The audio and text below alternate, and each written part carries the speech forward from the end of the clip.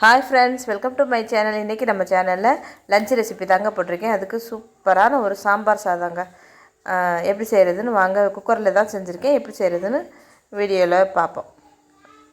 ரொம்ப ஈஸி தாங்க. நான் இன்றைக்கி கோயிலுக்கு போயிட்டு வந்தேன்னா லேட் ஆகிடுச்சு. டக்குன்னு சமைக்க நேரம் இல்லை. சட்டுன்னு சூடாக சாப்பிடுவோமேன்னு இப்படி ஒரு ரெசிபி நான் இன்றைக்கி செஞ்சுருக்கேன். நான் இன்றைக்கி காப்பிடி விளக்கில் 3/4 விளக்கு நான் சாதாரணமாக வீட்டுக்கு சமைக்கிற சாப்பாட்டு புழுங்கல் அரிசி தான் எடுத்திருக்கேன்.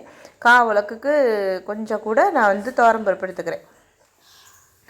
துவரம்பருப்பு தான் நம்ம இப்போ போடுற சாம்பாருக்கு போடுற துவரம்பருப்பு எடுத்து 2ஐயும் கழுவிட்டு நல்லா 2-3 தடவை கழுவிட்டு நான் ஒரு 10 இல்லை 20 நிமிஷம் ஊற வச்சுக்கணும். அப்போ தான் நம்மளுக்கு சாப்பாடு நல்லா ஊற வச்சோம்னா தான் நல்லா குலைவாக வெந்து வரும். நான் ஊற வச்சுட்டு அதுக்கப்புறம் குக்கரில் எடுத்து மாற்றிக்கிறேன். குக்கரில் எடுத்து மாற்றிட்டு அதுக்கு நான் 5 பங்கு அளவு தண்ணி ஊற்றுறேன். தண்ணி ஊற்றி கொஞ்சம் மஞ்சத்தூள், கொஞ்சம் பெருங்காயத்தூள், இந்த அரிசிக்கு பருப்புக்கு தேவையான அளவு உப்பு போட்டு நான் குக்கரை மூடி ஒரு 3லேருந்து 4 விசில் வச்சுக்கோங்க. என்னோடய குக்கரில் ஒரு 4 விசில் வச்சா தான் நல்லா குலைவாக வெந்து வரும். இதுக்கு நம்ம என்ன காய் வேணாலும் போட்டுக்கலாம். நான் இன்றைக்கி குடமிளகா, அவரைக்காய், கத்திரிக்காய் தான் என்கிட்ட இருந்தது. அதை கண்டிப்பாக குடமிளகா போட்டு சாம்பார் சாதம் செய்யுங்க. அப்போ தான் சாம்பார் சாதம் சூப்பராக இருக்கும். அது மாதிரி கேரட்டு இது எது இருந்தாலும் நம்ம போட்டுக்கலாம். என்கிட்ட இன்றைக்கி அவரைக்காய் தான் இருக்குது. முக்கியமான காய்கறினா கத்திரிக்காய், அவரைக்காய், கண்டிப்பாக முருங்கைக்காய் போட்டுக்கோங்க. என்கிட்ட இல்லை, நான் போட்டால் சூப்பராக இருக்கும். அதுக்கப்புறம் ஒரு கடாயில் எண்ணெய் ஊற்றி எண்ணெய் காய்ஞ்சதும் கொஞ்சம் கடுகுன பருப்பு, பெருங்காயம், கட்டி பெருங்காயத்தை நம்ம தூள் செஞ்சு போட்டுக்கிட்டோம்னாலே அந்த ஹோட்டல் ஸ்டைலில் கிடைக்கிற சாம்பார் சாதம் அந்த வாசம்லாம் அதில் இருக்கும். அதுக்கப்புறம் அதை போட்டுட்டு அதுக்கப்புறம் கொஞ்சம் ஜீரகம் போட்டுட்டு நான் ஒரு 10லேருந்து 15 சின்ன வெங்காயத்தை உரித்து அப்படி சேர்த்துருக்கேன். முழுசாகவே சேர்த்துட்டு அதுக்கப்புறம் நான் பெரிய வெங்காயம், இப்போ ஒரு பெரிய வெங்காயத்தை நைஸாக கட் பண்ணி அதையும் சேர்த்து அதுக்கப்புறம் ஒரு 5-6 பல் பூண்டு, ஃப்ளேவருக்காக ஒரு பச்சை மிளகா சேர்த்து நல்லா அந்த எண்ணெயிலே நம்ம நல்லா வதக்கிக்கணும். நம்ம நல்லா எண்ணெயிலே நல்லா வதங்கினா தான் நல்லாயிருக்கும். நல்லா வதங்கினதுக்கப்புறம் நான் தக்காளி, மீடியம் சைஸ் தக்காளி 2 தக்காளி எடுத்து கட் பண்ணி சேர்த்துக்கிறேன். இந்த இது வதங்குறதுக்கு கொஞ்சம் கல்லுப்பு போட்டுக்குவேன். எப்போது நம்ம சேனலில் சொல்கிறது தான். கொஞ்சம் இதுக்கு மட்டும் தேவையான அளவு கல்லுப்பு போட்டு நம்ம வதக்கிக்க போகிறோம். வதக்கி தக்காளியில் நல்லா குலைவாக வதங்கி வரணும். அப்போ தான் நம்மளுக்கு நல்லாயிருக்கும் சாம்பார் சாதம். தக்காளி நல்லா வதங்கி வந்ததுக்கப்புறம் நம்ம காயெல்லாம் 1 பை 1 நம்ம காயெல்லாம் சேர்த்துக்கணும். நான் குடமிளகா, அவரைக்காய், கத்திரிக்காய் சேர்த்துக்கிறேன். இதான் என்கிட்ட இருந்த காய் சேர்த்துட்டு நம்ம நல்லா இதை கண்டிப்பாக பட்டாணி போட்டுறாதீங்க. பட்டாணி போட்டிங்கன்னா அது வெஜிடபிள் பிரியாணி மாதிரி ஆரம்பிச்சு. எந்த காய் வேணாலும் போடலாம்.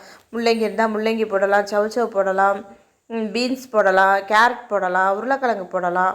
ஆனால் பட்டாணி மட்டும் போடாதீங்க. போட்டீங்கன்னா அது வெஜிடபிள் பிரியாணி அந்த அந்த டேஸ்ட்டுக்கு மாறிடும்.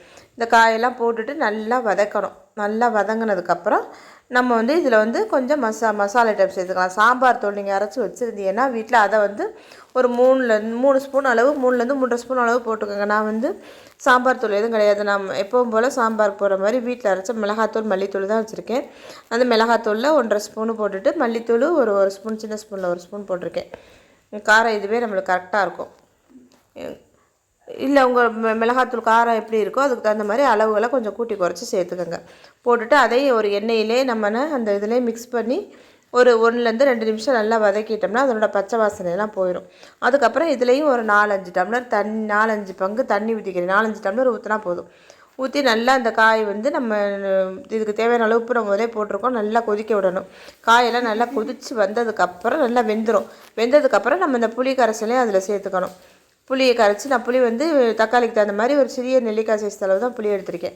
போட்டு நல்லா கொதி வந்ததுக்கப்புறம் கொதித்து நல்லா வற்றினதுக்கப்புறம் தான் நம்ம இந்த சாம்பார் சாதத்தில் சேர்த்துக்கணும். குக்கரை இப்போ நான் விசில் எடுத்துகிட்டு பார்த்தா நல்லா குலைவாக வெந்திருக்கு. சாம்பாரும் நல்லா கொதித்து வெந்துருச்சு, காயெல்லாம் வெந்துருச்சு. இப்போ 2ஐயும் மிக்ஸ் பண்ணிக்கணும் நம்ம. நான் பாருங்கள் சாதம் எப்படி குலைவாக வெந்திருக்குன்னு. பருப்பும் அரிசியும் போட்டோம், 2மே நல்லா குலைவாக வெந்திருக்கு. இப்போ இதில் நான் சாம்பாரை சேர்த்து நல்லா மிக்ஸ் பண்ணிக்க போகிறேன். நம்ம கொஞ்சம் சாம்பார் எடுத்து வச்சுட்டு கொஞ்சம் ஊற்றினாலே போதும். ஊற்ற சாம்பார் இழுக்கும். உடனே சாப்பிட்றதா இருந்தால் நம்ம கொஞ்சம் எடுத்து வச்சுக்கலாம். இது நம்ம மதியம் லஞ்சுக்கு கொடுத்து விடணும் அப்படின்ற பட்சத்தில் நம்ம எல்லா சாம்பாரையுமே ஊற்றி கொடுத்துடணும். ஏன்னா போக போக சாம்பார் இழுக்கும், கெட்டியாயிடும். அதனால நம்ம நல்லா லிக்விடாக இருக்கேன்னு நினைக்காம எல்லா சாம்பாரையுமே நம்ம அதில் ஊற்றி நம்ம அதை கொடுத்து விட்றணும்.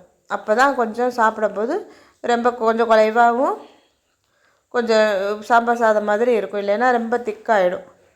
நான் இப்போவே சாப்பிட்றதுங்கிறதுனால ஒரு ஒரு 3 4 கரண்டி அளவு சாம்பார் மிச்சம் இருக்குது. அதை நான் அப்படியே எடுத்து வச்சுட்டு நைட் யூஸ் பண்ணிக்கலாம்னு. அதுக்கப்புறம் ஒரு தாளிப்பு கரண்டியில் கொஞ்சம் கடுகு பருப்பு, 2 வரமிளகா போட்டு,